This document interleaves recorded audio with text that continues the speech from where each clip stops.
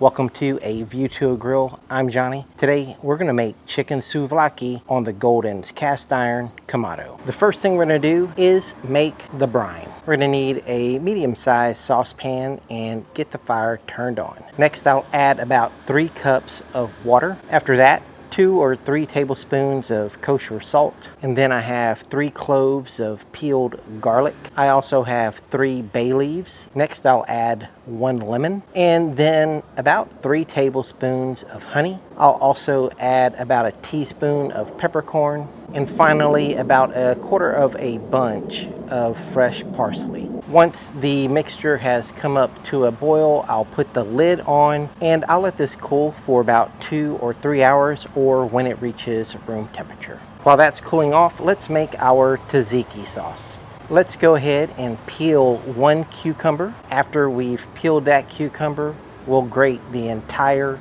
cucumber. And now we'll get that grated cucumber into a bowl. I'll then add a couple of pinches of salt and the juice of half a lemon. I'll then just toss that in the bowl. Next I'll take 1 garlic clove and give that a fine chop. After I've chopped the garlic, I'll then throw a couple of pinches of salt right on top of that. We're now going to make a garlic paste. I'll just use the blade of my knife and grind the garlic in between the cutting board and those grains of salt. Once I have it ground to a paste, I'll add it to a bowl. To that bowl, I'll add 1 cup of Greek yogurt. Next, I'll squeeze the juice of half a lemon into the bowl.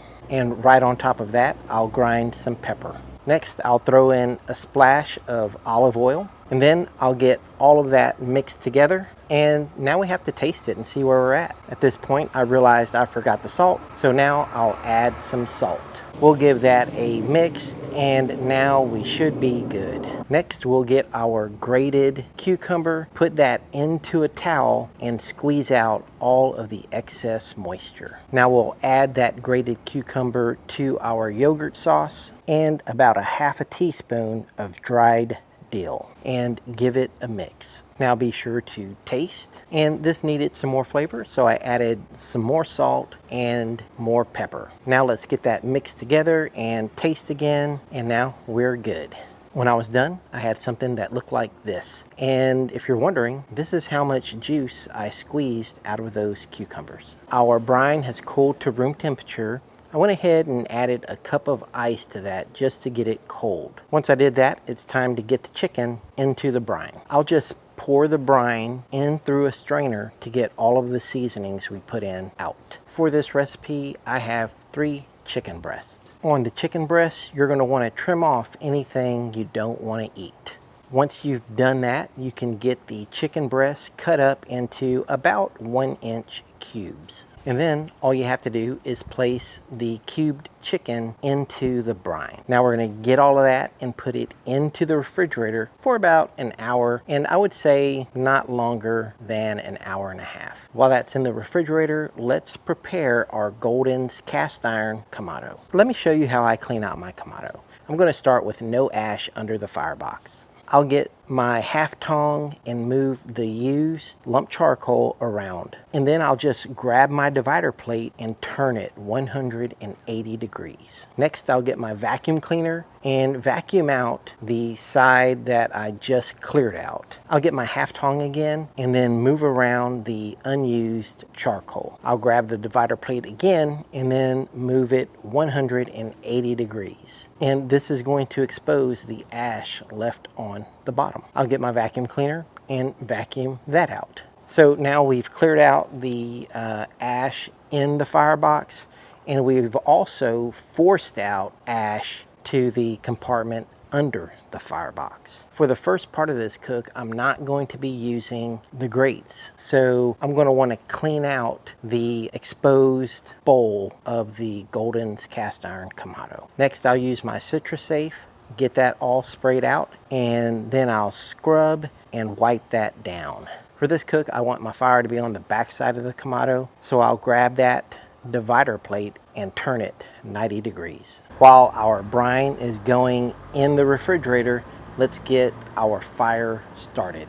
I'm going to add a full chimney starter to the unused charcoal that's already in my Kamado. Once the charcoal has ashed over, I'll pour that into the Kamado, and I want to make sure that the bottom vent is wide open and the top vent is wide open as well. Our chicken has been in the refrigerator for the past hour, and now it is time to skewer our chicken. As you can see, I've already poured out the brine from the chicken. Now I'm just going to take my skewers and skewer up the chicken. I don't want to make the chicken skewers so big that they don't fit over the fire 100%. When I was done, I had something that looked like this. Now the last thing we're going to put on these chicken skewers is Crave's Herb is the Word, where I'll have a link and discount code in the description. And now it's time to get our souvlaki on.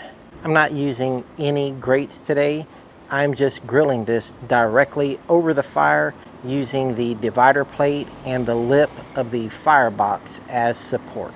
For this first part of the cook, I will be cooking strictly to color. All I'm going to do is roll the chicken over the open fire until it gets to the color I like. And I want to make sure that I try my best to get every side of the chicken some nice char marks, which gives us that nice char flavor. And whenever I'm doing skewers, I like to see the flames kiss the bottom of the protein. Now, as you roll these around a bit, you may very well be able to do this whole cook over the open flame. Once they look like they're beginning to be done, you're going to want to take a temperature. In this case, we have the color we like, but they are not done. I'm going to take these off the grill, and then I'm going to put a grill grate on, and then I'll take my chicken souvlaki and put that on the grill grates, and we're going to finish these on the indirect side of the grill. All we have to do is close the lid and let these go until they're 165 degrees internal temperature. Now, if you're one of those people that like to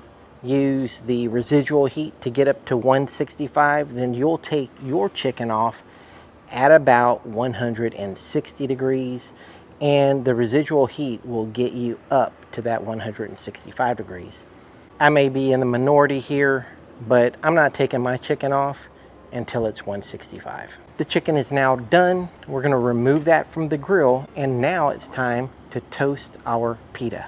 I'll season our pita with a little salt, a little pepper, and some olive oil. I'll just then throw the pita onto the grill grate and then spin that grill grate around to the fireside and toast that pita to however much toastiness you like. And for me, I'm just gonna lightly toast this pita. I just wanna heat it up a little bit so that it'll be a little more pliable. Once I'm satisfied with the toastiness of my pita, I'll get that off, and now it's time to take a look at our results. We'll get our chicken souvlaki and just kind of push some of those right on to the pita. And take a look at that. I can't help but to taste one right now. For garnish, I have some Roma tomatoes and white onion that all I did was sprinkle some salt on them. I'll get some tomatoes down, and next I'll get some of those onions down. After that, we'll put on a generous helping of the tzatziki sauce. And here it is, our chicken souvlaki in a pita with onions, tomatoes, and tzatziki sauce. And now for my favorite part, let's give this a taste. And this was so good, I could not seem to get enough of this just shoved into my mouth. And here, as I'm giving it my taste test, you can see juices just dripping onto the cutting board. And this was so good that my tongue started coming out again. There's my tongue, there it is again, and there it is again. This was a 3 out of 3 tongue meal. Now, if you haven't already subscribed to my channel, why not? Go ahead and do that now. Thank you for watching A View to a Grill. I'll see you guys next time. Take care, y'all.